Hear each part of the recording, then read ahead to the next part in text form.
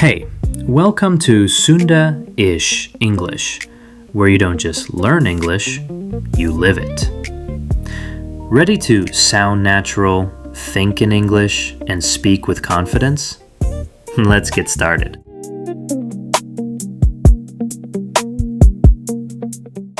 Have you ever imagined a world without fire? No light at night, no cooked food, no warmth in the cold. Hard to imagine, right? But there was a time when humanity lived exactly like that. Welcome to Sundaish, where language meets knowledge. And today, we're diving into one of the greatest discoveries in human history, the story of fire.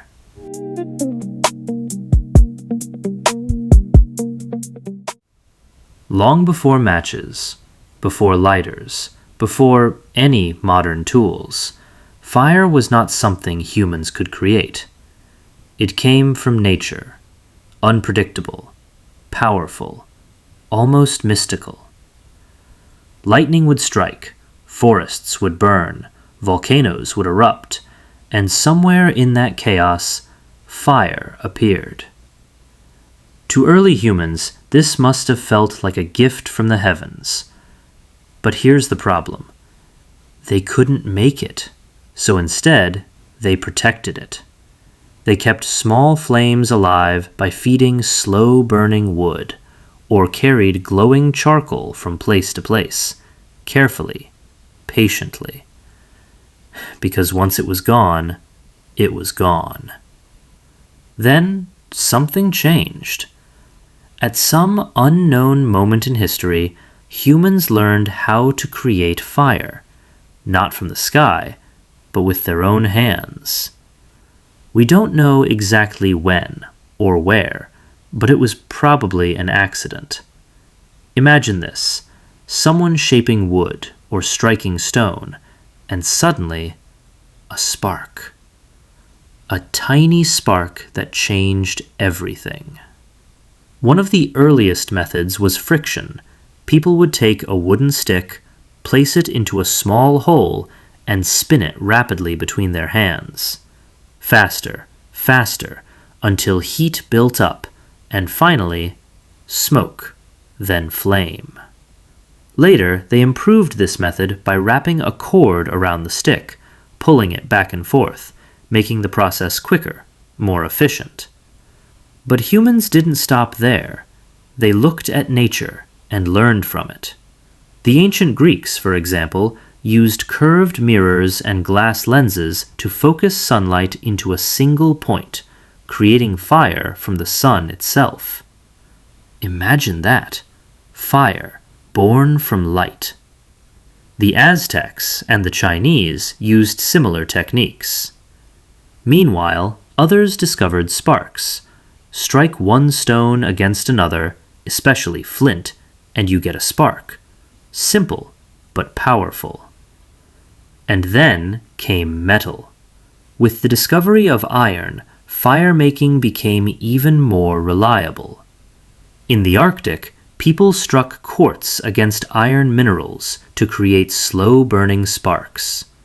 In China, bamboo and porcelain were used. Across cultures, across continents, humanity was learning, experimenting, evolving. For centuries, one method dominated Europe: steel, flint, and tinder. Strike, spark, flame. It worked, but it wasn't easy. Then, in the 17th century, everything changed again.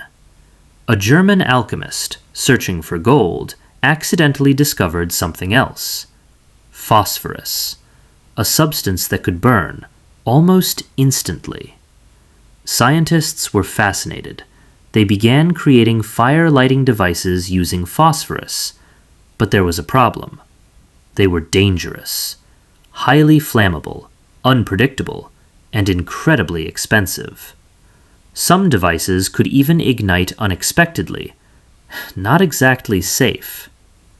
Still, the idea of a simple, portable fire source was too powerful to ignore.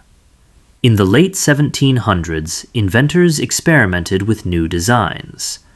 One device used a sealed glass tube containing chemicals that would ignite when exposed to air.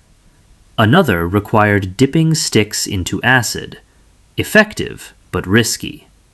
Then, finally, in 1827, a breakthrough.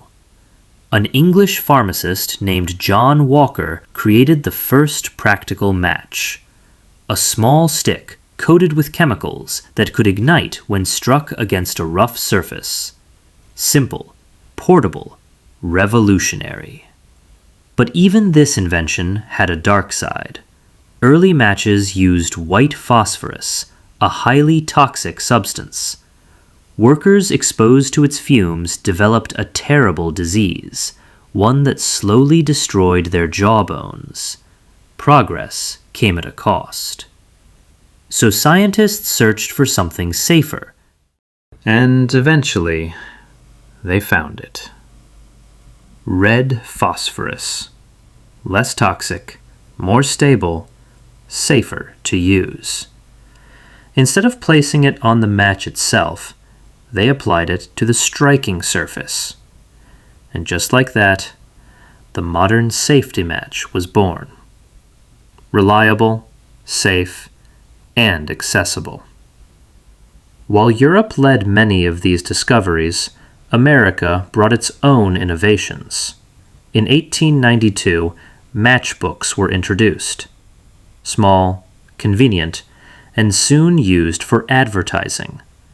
Hotels, restaurants, businesses, all giving them away. They also developed matches that wouldn't keep burning after being blown out, and even waterproof matches that could light after hours in water. Think about that for a second.